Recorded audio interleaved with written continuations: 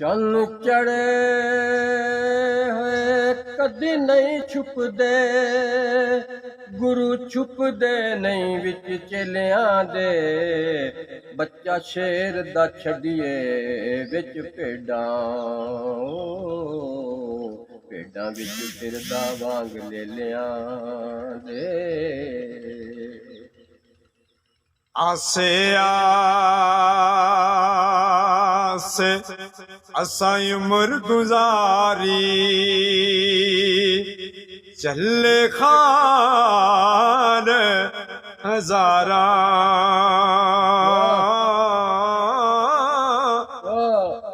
माली बाग नहीं वेखण देंदा, जद आया बहारा।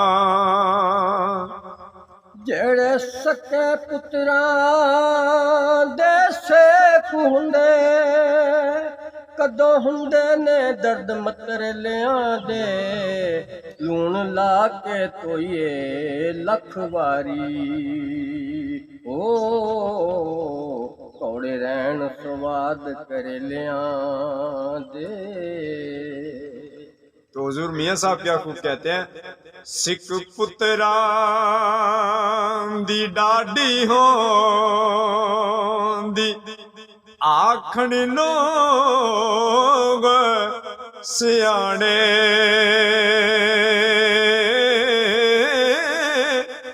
ए मेवा नबियां भी रब को मंगया, ते कर कर उज़र बहाने। हो कर कर उज़र बहाने।